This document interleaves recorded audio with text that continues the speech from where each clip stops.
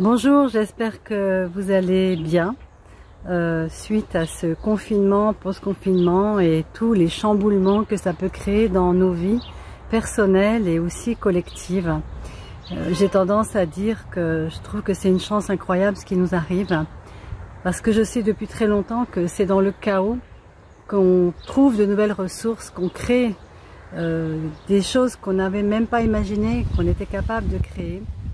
Et on était tous informés, on était tous conscients que la façon dont ce monde se perpétue depuis quelques années et plus que ça, ne pouvait pas continuer comme ça. Et je trouve que cette période de confinement a amené des prises de conscience incroyables. Les gens ont commencé à réaliser que la nature était quelque chose de tellement précieux, de tellement, comment dire, à honorer, à respecter, à sauvegarder. Et on a vraiment l'impression qu'il y a un nouveau regard qui s'ouvre sur le monde, sur la nature, un nouveau regard aussi qui s'ouvre sur les gens autour de nous, hein, parce que quand on entend parler de mort du matin au soir, et ceci dit en passant, je voudrais quand même dire que tous les jours, depuis la nuit des temps, il y a des centaines, des milliers de gens qui meurent, parce que c'est normal, c'est notre condition. Et des gens qui meurent, des fois tout petits, âgés ou pas âgés, de maladies ou brutalement. Et c'est comme si tout d'un coup, ce coronavirus amenait une conscience que, oh là là, mon Dieu, mais c'est vrai que ça peut arriver, la mort. Donc merci, merci à ce Covid-19 qui ouvre les yeux d'une forme d'inconscience ou de déni de ce qu'est notre vie. Notre vie, c'est un très court passage sur Terre. Mais alors justement, sur cette Terre merveilleuse, qu'est-ce qu'on va créer? Qu'est-ce qu'on va laisser quand on va partir? Est-ce qu'on va laisser nos poubelles de drames et de traumas? Ou est-ce que justement, on va surfer sur toutes nos histoires pour s'en désidentifier, puis arrêter de raconter toujours les mêmes choses, que si on n'est pas heureux, c'est à cause de ceci, à cause de ça, à cause des gouvernements, à cause de... La seule raison de notre façon de vivre, c'est nous. Vous savez, je cite souvent Roger McGowan, un noir américain enfermé dans le couloir de la mort pendant presque 30 ans, innocent, qui vit dans des conditions complètement insalubres, vraiment. Et chaque fois que je suis allée visiter Roger, qui est maintenant mon ami, je suis tombée en amitié avec lui en lisant son témoignage, message de vie du couloir de la mort. Et quand je vais visiter Roger et que je vois la lumière de son regard, son rayonnement, son intelligence, son éveil, hein, depuis plus de 30 ans qu'il est enfermé dans des conditions assez obscures et très difficiles comme pour tous les autres prisonniers d'ailleurs, et que je le vois dans sa lumière, je lui demande mais comment c'est possible? Et il répond c'est ce que je choisis. Et tout son message c'est quel que soit ce qui m'arrive, et je vais continuer d'œuvrer pour prouver mon innocence, je vais continuer de tout faire pour un jour sortir, mais tant que je suis là, tout ce que je suis, l'énergie que je suis, et aussi toute la conscience que je reçois, je vais l'utiliser pour faire de mon passage sur Terre quelque chose de beau là où je suis, en l'occurrence dans les prisons.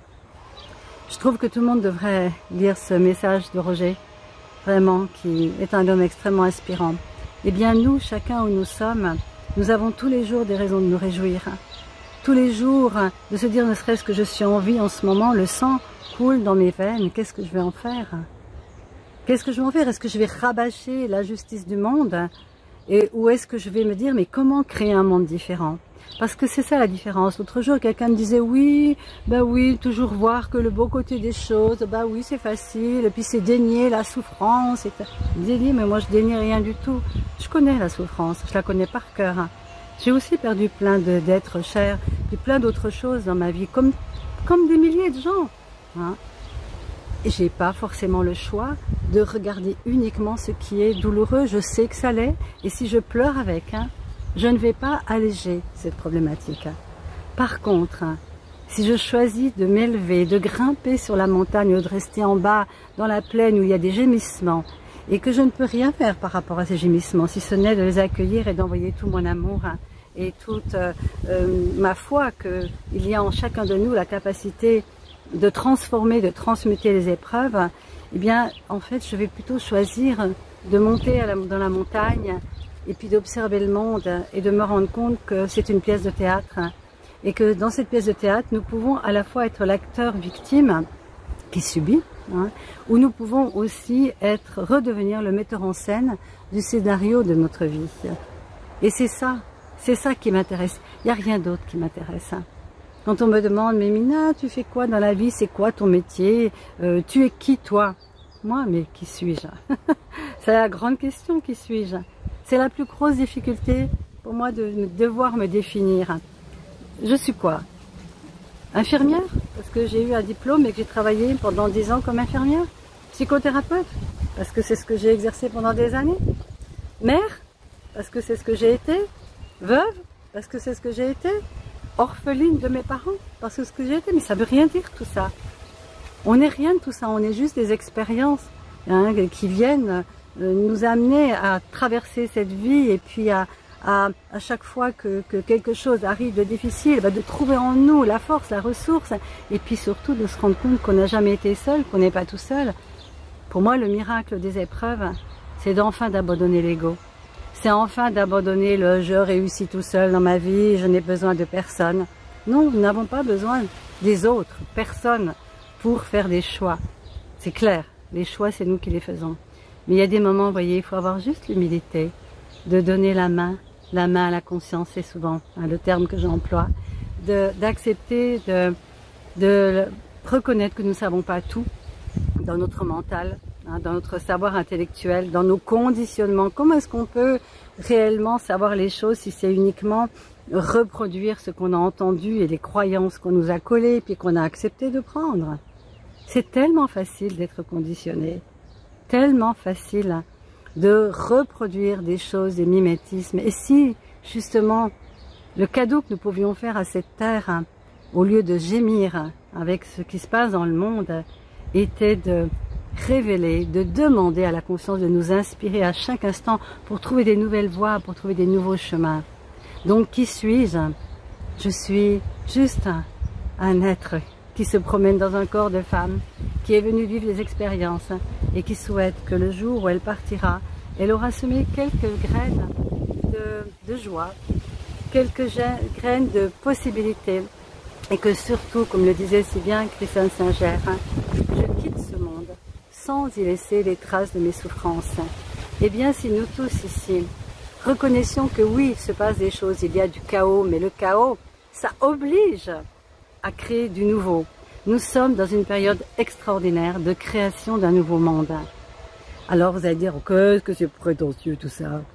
C'est prétentieux si on se croit tout seul pour pouvoir créer ça.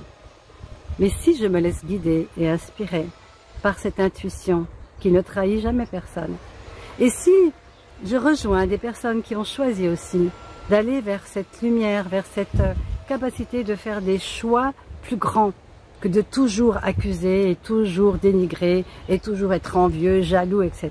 Ça, c'est le poison du monde. Ça, c'est le vrai virus qui empoisonne le monde. Et si nous acceptions maintenant de diffuser le virus de l'appréciation, du non-jugement, de la vulnérabilité, de la joie, quelle qu'elle soit, qui n'a pas besoin de venir de l'extérieur.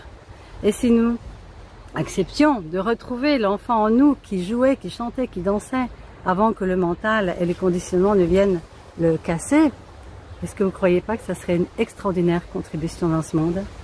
Alors c'est mon invitation aujourd'hui. En plus c'est la pleine lune, tout est augmenté pendant la pleine lune. J'adore utiliser ces énergies-là.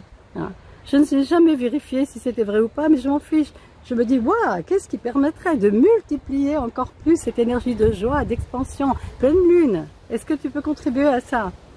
Et si nous pouvions appeler les énergies de la nature ici, il y a le vent qui souffle dans les arbres, il y a peut-être les fées, les elfes, les lutins qui dansent autour de moi. Et si c'était vrai? Et si les enfants ne se trompaient pas? Quand ils disaient, j'ai vu les fées, j'ai vu les lutins. Alors, que choisissez-vous? Le loup noir ou le loup blanc?